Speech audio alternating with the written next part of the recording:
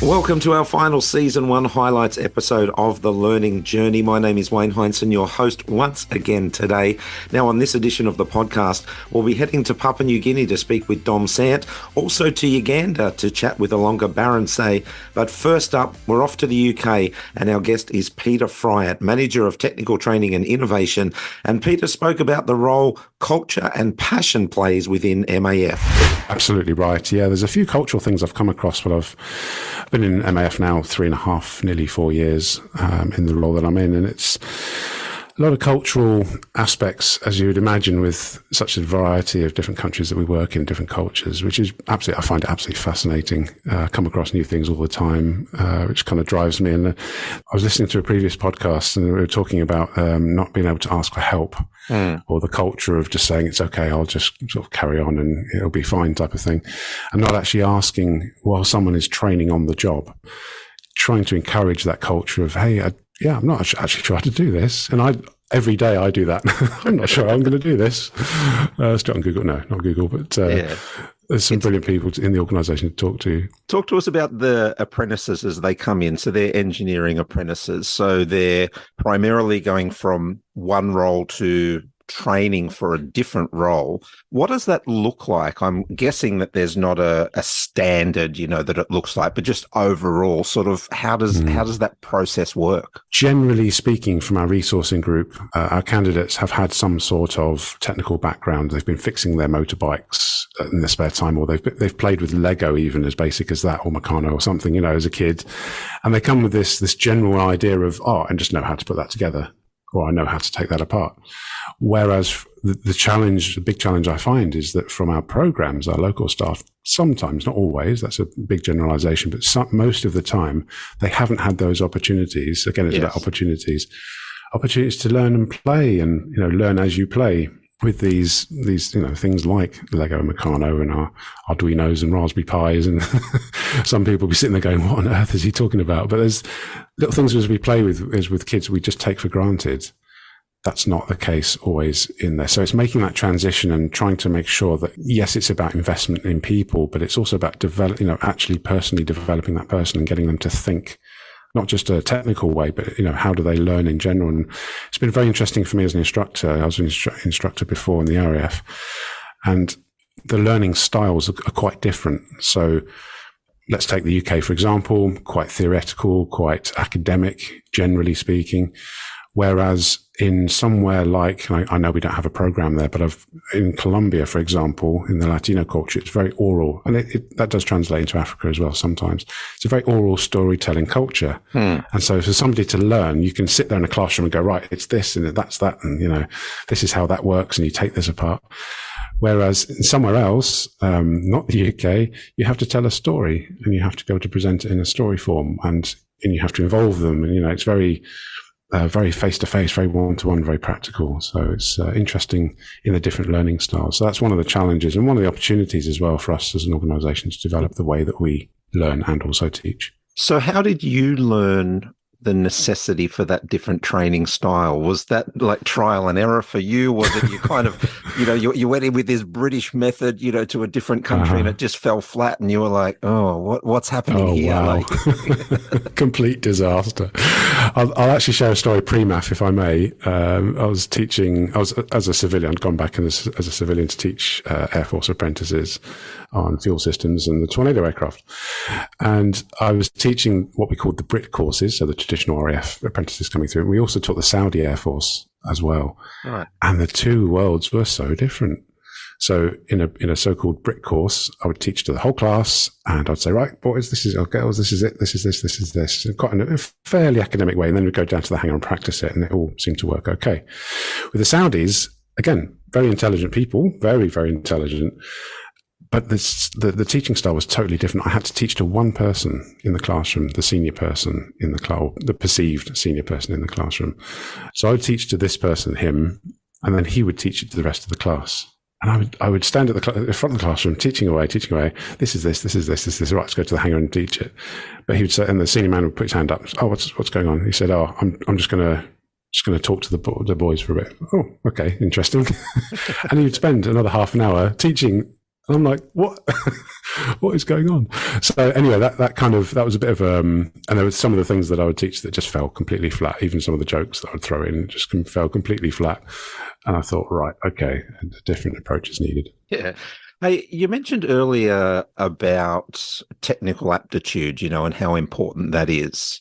I want to ask, though, where does passion fit on the scale when it comes to being able to train someone or for someone learning? Because I just know, not necessarily in aviation, but say like in sports, for example, there are many sports people in various fields that say, look, I'm not the most naturally gifted, but I'm passionate about this particular sport. And so they almost rise to a level that's beyond their ability because of passion. So I just wonder if, how that fits in maybe in MAF from your experience.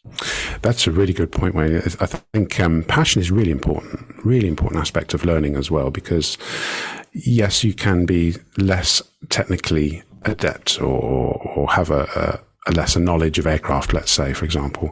But I love the analogy used with sport because, yes, passion can push you through. And I've seen it many times, actually, as I've been training young people, specifically in aircraft engineering, where they come in from a non-technical background, let's say, and they've come through and they really struggle, whether it's academic or whether it's with the hands, struggling with the hand skills side of things, the manual dexterity. The passion drives them through, and it's really interesting to watch, actually. They really want to get to the end of their course. They really want to get to a particular point in their career, let's say, and it motivates them, it acts as a motivator, and actually, in a few cases I've seen, they will spend extra time because they're passionate. They will spend extra time trying to perfect that particular competency or that particular skill or finding out that particular knowledge and trying to memorize it for an exam or whatever. That passion will actually drive them through. And those who don't have the same level of passion or, they're passionate about other things, they don't actually make it. They might be really, really bright. They might have had university degrees or whatever. But if they're not as passionate and they're not as engaged with their vision of where they want to go, then often they will not necessarily fall off the scale, but they won't quite do as well. Peter Fryatt was just one of the many guests that we've had on during our first season. And if you've missed any of those episodes, just a reminder that you can have a listen just by going to the previous episode section of your podcast player. Now, another guest on the learning journey who spoke about the importance of passion was Dom Sant, Program Safety Manager in Papua New Guinea. For Dom, his passion for all things aviation came about relatively early in life thanks to his father, who was a self-professed aviation enthusiast. Yeah, aviation has always been a passion of mine. My dad was an aviation enthusiast, as he likes to be called, definitely not a plane spotter. And he took me around lots of airports when I was younger. And even now I can stand at the front of the airport here and watch one of the big planes take off and think how amazing it is that something that heavy can get up into the sky. So I had a very early interest in all things aviation, and then mechanical items is the other side of things. So I would often be taking things apart. I still remember in my apprenticeship interview telling them that I would always be really keen to take stuff apart and then admitting that maybe they don't always go back together again. I'm wondering whether I'd made a mistake in telling them that I can't stick things back together again once I take them apart. Well, I'm very skilled at that as well, Dom. Fantastic at taking things apart. And then somehow I end up with more pieces than I began with. So I'm not really sure what happens there. Hey, but tell us about Dad being the aviation enthusiast. I love you said he's not a plane spotter, but let's move on. But being the aviation enthusiast, what did you learn from him? Just hanging out with him, seeing planes, being around in that sort of atmosphere. What did you sort of learn from Dad? And maybe not even, in a formal sense, because so much of our learning is informally acquired. Yeah, I always remember whenever I speak to my dad, even now, his encyclopedic knowledge of aeroplanes of all types and sizes, and you send him a picture, he'll tell you exactly what it is and tell you where the company is based. And just over the years, he has built up this incredible knowledge just because he's passionate about it. It's never been his job. So all of the things that he's learnt, all of this incredible knowledge that he's built up is because he's really passionate about it, and it's something that he loves to be involved with. And I think, seeing that acted out has been a real part of my life and my love of aviation as well. And that's one of the things actually we've touched on a previous episode of the podcast. I think talking with Peter Fryatt, it might have been, the importance of passion, that sometimes it's the bridge between the skills that you have and the skills that you need. Passion can actually be the thing that sort of bridges that gap. Absolutely. Yeah, there's the passion, and then there's finding that little niche where you fit well, isn't there? It's finding the roles that fit your skill set and your personality well. I think those two things are really, really important, rather than just the technical expertise, because if you enjoy your job and you're passionate about it, you quite quickly learn how to do the doing part of it. Yeah. Hey, I mentioned earlier, because this fascinates me, I've done some reading to prepare for our chat today, that you went from stripping and building, I think, jet engines to working on submarines. Talk to us about that transition. Absolutely, yeah. So I switched into nuclear, so still the same company, Rolls-Royce. A little-known secret, Rolls-Royce make the nuclear reactors for the nuclear submarine. So I finished my time on the shop floor doing building jet engines, and I went into the office and started helping with the training and competency system. But quite quickly got bored of that system. Just wasn't the right fit. So I was looking around at different opportunities. I was at a real crossroads in my career. So I was a project engineer for a while, but then really missed the operations side of things, missed seeing things going out on the shop floor and the real hustle and bustle of operations. So I applied for a role in the facility that does nuclear processing of uranium and things like that. And this whole time is just a continual barrage of the senses of learning new things and getting to grips with new regulations, and so many great mentors over the years to show you how you have to do things. I still remember day one turning up in my new role as managing one of the uranium processing plant, and something quite minor went wrong, and the guy who had been there a long time was able to kind of articulate in a very British way, right, you need to do this, and then you need to do this, and then you need to do this. And I just remember standing there thinking, how on earth am I going to be able to get to that stage that this person's at, where they could just reflex? They knew who to call, they knew what their number was, and they would get hold of them and they would deal with this issue really quickly.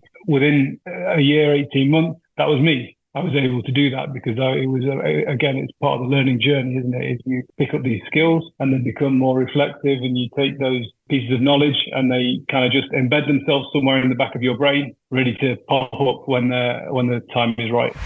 I'm excited that season 2 of The Learning Journey is just a couple of weeks away. We're going to have new guests sharing their MAF story. And if you've got one that you'd love to share during the new season, we want to hear from you. You can email learning.developments@mafin.org.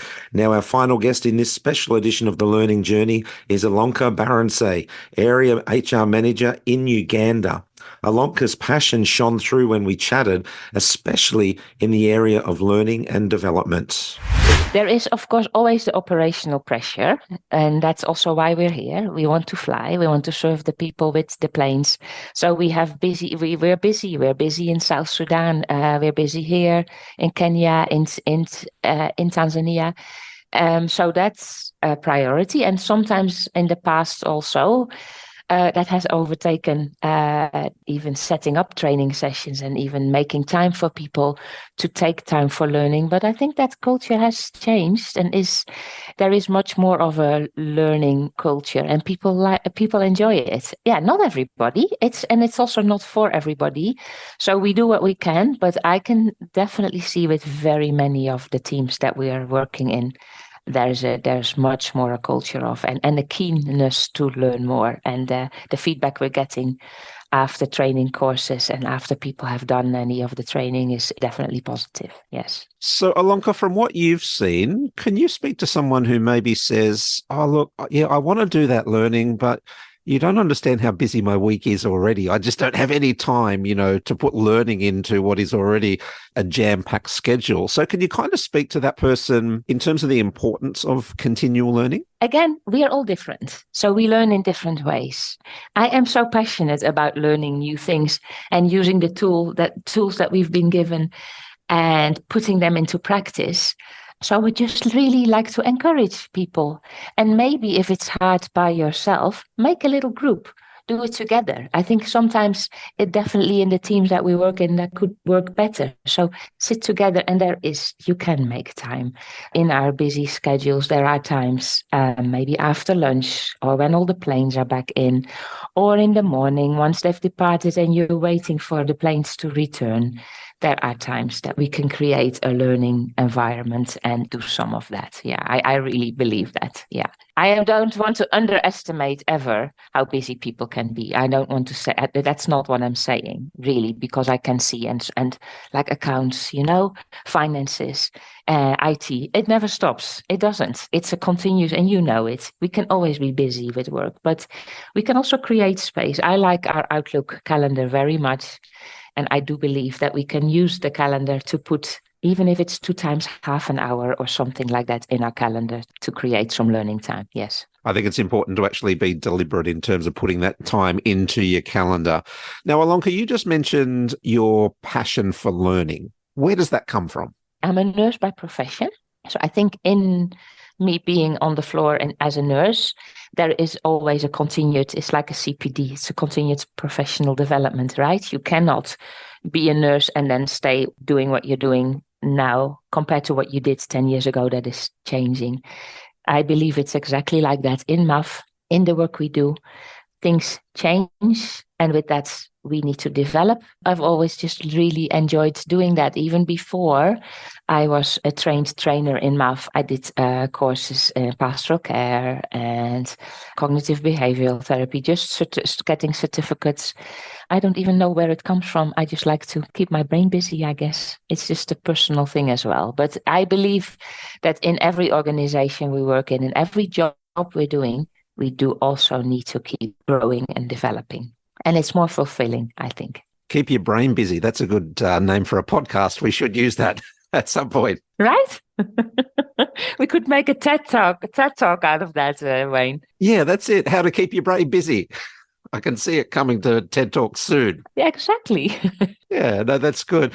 Hey, one last thought from you. What encouragement might you give to someone, either they're really struggling with the concept of learning and development, can't really see the value in it amongst everything else, or they're not really sure what's the next step to take? They've got some passion, like you've mentioned during our chat today, but they really don't know, how do I embrace that? What do I do? What's next? Again, in phases of the lives we're in, and also the phase of life we're in, that can be a hard one, because sometimes we just have to keep going. Not everything in our lives is always fun and we're completely excited about and we're passionate. No, it's not. Sometimes we just need to go to work and open our laptop or open our toolbox and do the work that God's been given us. I think life is better with learning more about what you're doing, or maybe something you're not doing yet. I would say start browsing. Start just looking online if you have a minute. I love Good Practice.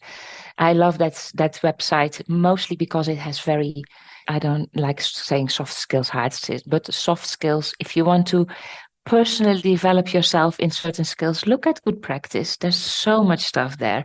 If you want to develop more in having good tools for your job, look at Elevate. And just see if anything makes sense, or ask advice from somebody who's maybe been doing it for longer.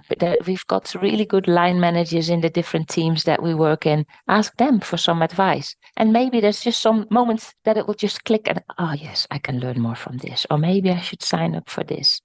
I think performance development reviews are always a good time to also think about that. What are you good at? What do you maybe need to develop in more?